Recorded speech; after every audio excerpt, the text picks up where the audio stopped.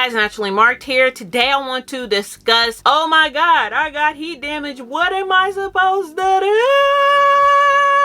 do? We're going to discuss that really quick today. I had got this question from somebody in the comment section. I'm going to put your name on the screen because I can't remember nobody's name. But it's okay. We're going to jump right into this video because I want to help everybody out there that is suffering from heat damage. It's almost kind of like you get pregnant and then it's like, oh my god, what am I supposed to do? I'm pregnant. I think I might make another video.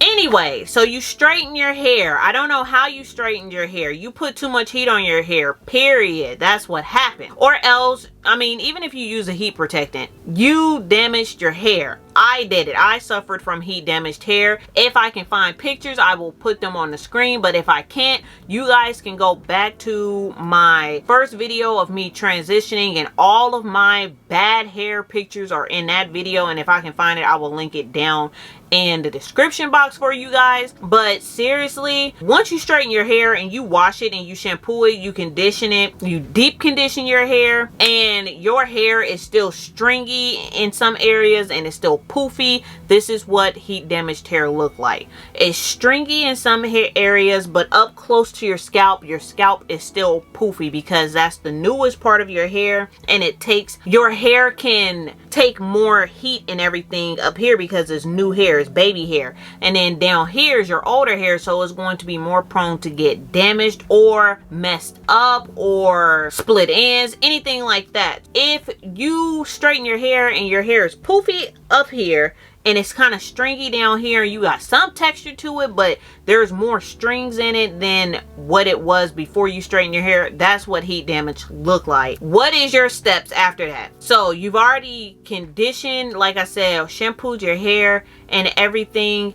If you turn around, you've washed, you shampooed your hair probably, I would say 4 times, like you've deep conditioned. I would give this process probably a month and a half before you, 2 months before you make a decision. So you've noticed that your hair texture is not right. Within this 2 months, you need to shampoo your hair, condition your hair, deep condition your hair. You need to do a protein treatment on your hair at least 1 time a month, because this is going to be like a 2-month process. And after you do a protein treatment and you've washed your hair thoroughly, you've done a couple of your natural no heat styles. Now within this time of this 2 months, you don't need to use no blow dryer, no flat iron, no nothing. Like, you need to just assess your hair to see if it is actually heat damage. With shampooing your hair, this is actually getting all the product off of your hair and making your hair stripped and clean as possible. With you stripping everything off of your hair, it's going to show your true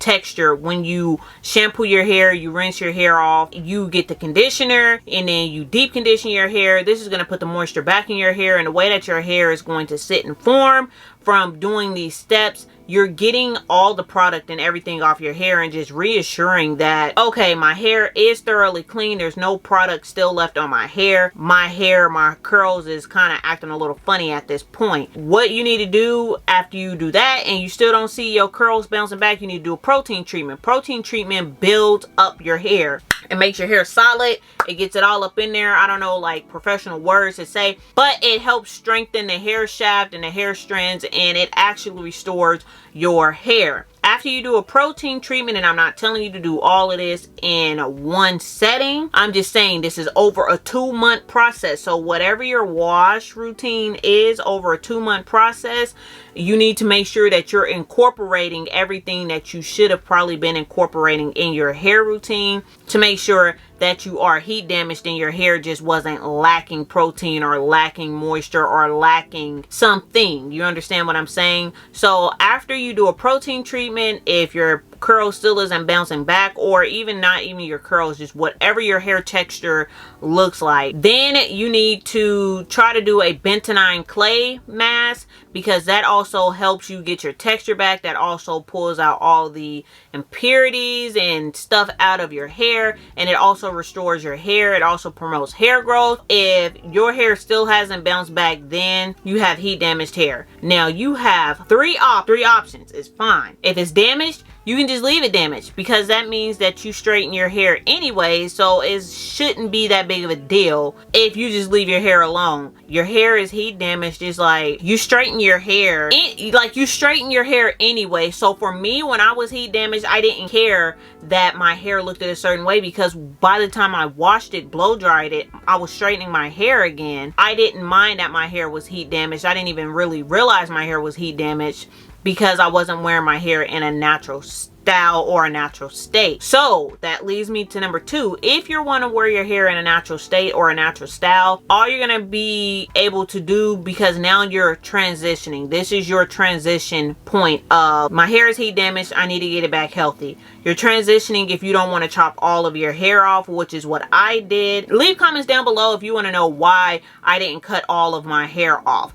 That will be an interesting story. So leave comments down below if you want to know, like, why didn't I cut all my hair off. So I transitioned. With me transitioning, I seen all the different textures of my hair. I seen all the different curl patterns in my hair. I seen my hair literally transform. That's what transitioning is. This is number 2.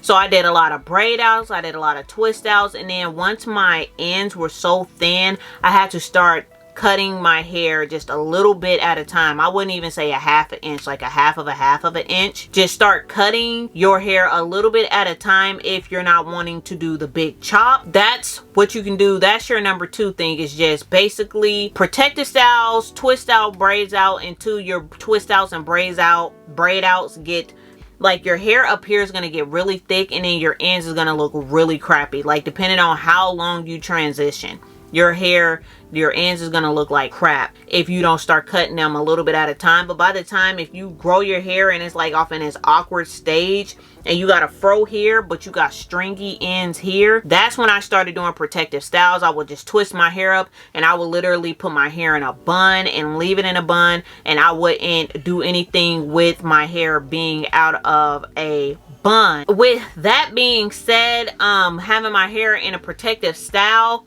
is like, I will just keep it up because my ends will look really bad. So the third thing that you can do, if you don't want to go through that awkward stage and trying to figure out how to maintain your different textures, you can do the big chop if that's what you choose to do.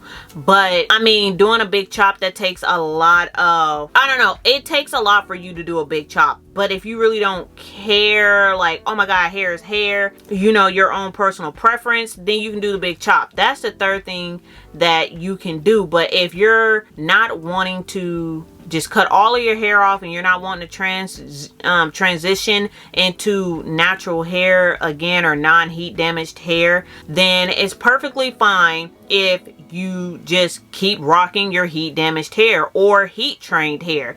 But I think if you have a problem with your hair being heat damaged or heat trained, you wear your hair in a natural state more than wearing your hair straight. So these are just the options that you can do. So I really hope this video helps. I'm going to make another video between the difference between heat damaged and heat trained hair. Yeah, you guys, I hope this video really helps you with your options. Don't freak out about it. I mean, hair is hair, but at the same time, if you have a particular style that you normally wear and you straightened your hair and it's damaged, I can understand how you can feel a certain type of way, because I had straightened my hair and I damaged the back of my hair, and I literally just had to wait for it to grow out. And this part of my hair is still shorter than the top part of my hair, and normally the back part of my hair is longer than the top part, but I'm still waiting for my hair to catch up.